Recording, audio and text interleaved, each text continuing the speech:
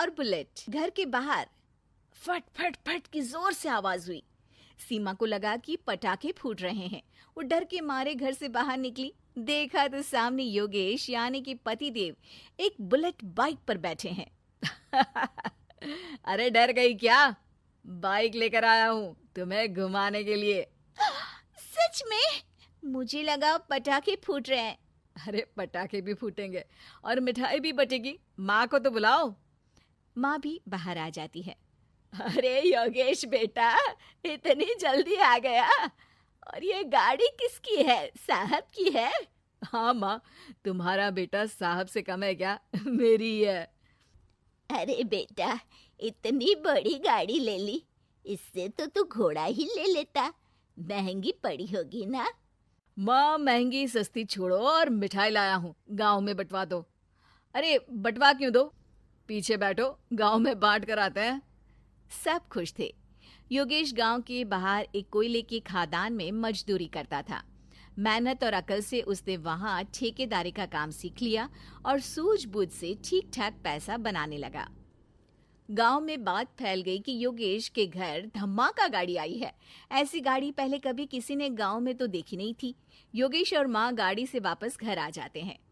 बेटा, बाबूजी ऊपर से देख रहे होंगे और आशीर्वाद भी दे रहे होंगे तुझे।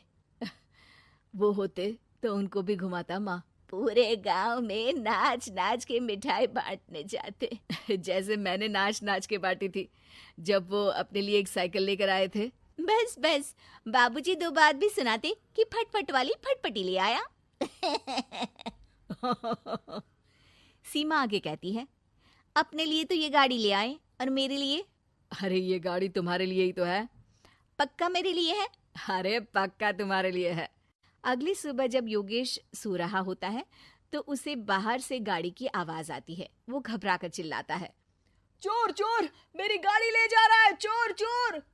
माँ भी जागती है और योगेश के साथ दरवाजे की तरफ भागती है। जैसे ही दोनों बाहर निकलते हैं तो देखते हैं कि सीमा गाड़ी चला रही है। अरे बहू, नाक कटवाओगी क्या? ये क्या कर रही हो? अरे गिर जाओगी, ये क्या कर रही हो तुम? सीमा गाड़ी को रोक कर कहती है, सारे गांव में घुमा लाई, कहीं नहीं गिरी। क्या? सारे गांव में घुमा लाई? अरे लोग क्या कहेंगे बहू? सोचा क्या एक बार? यही कहेंगे कि कितनी अच्छी गाड़ी है। अरे तुम्हारे बारे में। हाँ, कहेंगे ना कि देखो कितनी अच्छी गाड़ी पर बैठी है। बहू गाड़ी रखकर योगेश और सासू माँ के पास जाती है। तुमने कब गाड़ी चलाना सीखा? हमारे बाबूजी के पास पुरानी स्कूटर थी, सीख ली। फिर स्कूल में एक मास्टर जी भी ऐसी ही गाड़ी लेकर आते थे, उन्होंने सिखा दी। हाँ, स्कूल के मास्टर आजकल यही सब तो सिखा रहे हैं। पढ़ाई का कुछ सिखाते तो कुछ भला होता। अरे बहू, अब गाड़ी मत चलाना। हमारे परिवार में कभी किसी औरत ने पीछे से आगे की सीट पे आने की हिम्मत नहीं की है। तुम भी मत करना, समझी? जी समझ गई माँ जी। सीमा सास की बात सुनकर चुपचाप रसोई में जाकर उदास होकर खाना पकाने लगती है। सास सुबह सुबह मंदिर से पूजा करके लौट रही होती है। तभी उसे दो औरतें रोक लेती हैं और कहती हैं, अरे बहू को थोड़े अच्छे लक्षण भी सिखा दो। गाड़ी चलाने निकली थी, गांव की मर्यादा का कोई ख्याल नहीं है। वही तो। अरे पैसे आने लगे हैं तो क्या मतलब कि किसी रीति रिवाज को नहीं मानोगे? अरे समाज में रहना है तो समाज के ढंग से ही रहना पड़ता है। अरे लाज भी नहीं आई बहू को? चूल्हे चौके से निकलकर सीधे गाड़ी लेकर चौराहे चबूतरे नाप लिए, फट फट फट करते हुए। अरे कुछ कह देना उसे। अरे ये क्या कहेगी, बूढ़ी सास है, इनकी थोड़ी ना चलती होगी घर में। हाँ, बहू की ही चलती होगी, मर्जी भी और गाड़ी भी। सास सब सुनकर घर आती है और बहू को चिल्ला के बुलाती है, अरे नाक कटवा दी सबके सामने गाड़ी चलाकर। औरत जात गाड़ी नहीं चलाती। शहरों में तो 4 पहियों वाली गाड़ी भी चलाती हैं और हेलीकॉप्टर, हवाई जहाज भी। शहर में थोड़ी ना रहती हो मैडम साहिबा।